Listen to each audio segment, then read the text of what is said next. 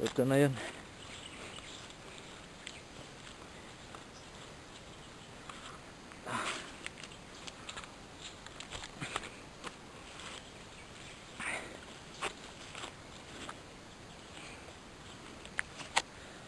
Sayang yung ano, pagod mga tao.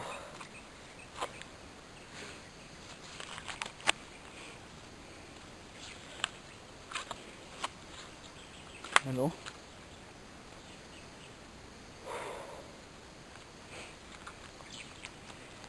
Nawala.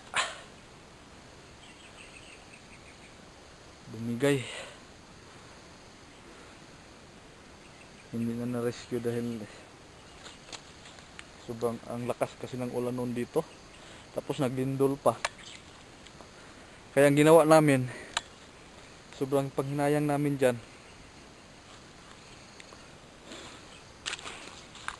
yun o, sa baba. Kakaiyak ngang isipin sa hirap ng mga tao dito. Sinikap na namin makuha yung piece nito, yung sa ilalim, doon sa baba. Tapos inayos na namin yung portal para hindi na siya bibigay. Ito na to dong, sa ubos. Pero hindi pa namin naabot talaga dahil wala na. Tinulang kami sa ano, nabutan na kami ngayong December.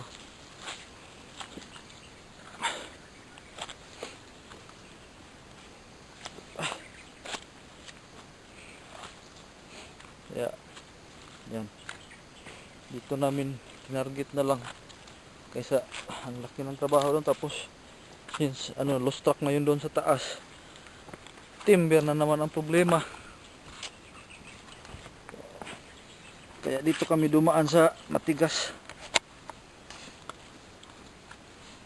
na ano, layer para makuha ulit yung piece doon.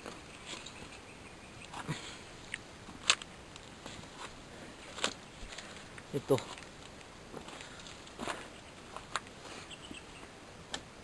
yan, kahit papaano dito sinikap namin magawa yung ano, matuloy itong operasyon.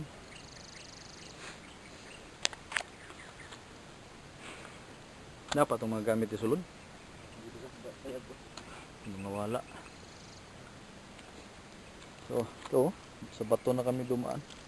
So pag naabot yung ilang set na lang yan, maabot na yun doon sa taas, yung piece doon na natabunan. May mga stock pa doon na ano natabunan hindi na ilabas, nasa loob. Sayang din,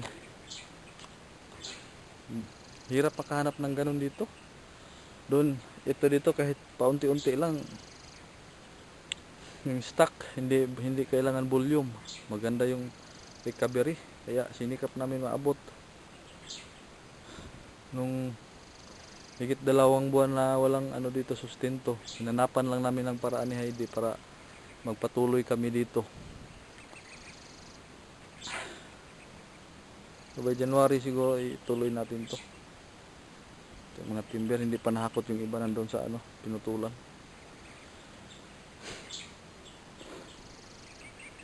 So ito yung ano dito ngayon, status natin. December ngayon, wala nang, ito na lang si Dudong natira. Kami na lang dito yung ano, pinagtutulong-tulungan nila tatay. So kung mapapansin nyo, may ano dyan, stockpile para hindi bibigay yung ano dyan. Tapos yung part ng lupa dyan na press siya, since itong sidings niya bato na, so hindi na ganong delikado. Pero pag medyo maganda na yung takbo nito, lagyan na lang natin yan ng timber din sa top plug. Yung top plug, kahit sa top plug lang para secure yung ano, hindi na masasayang yung pagod, yung araw. Pero kahit walang ano yan, for the meantime, hindi yan katulad doon sa taas na may portion talaga doon, since medyo ano pa siya, topsoil, bumigay doon sa lakas ng ulan. Dito kahit paano maganda yung ano, structure niya. Pag naabot na natin yung piece nung nasa taas, dito tayo dito daanin. Kuha natin ulit yun.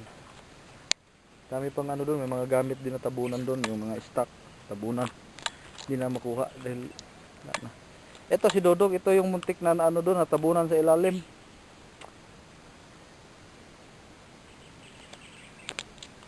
Yung pagbigay ng ano, mainline.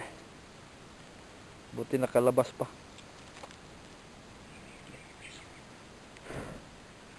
So, ito muna yung update sa ngayon. Balik tayo January.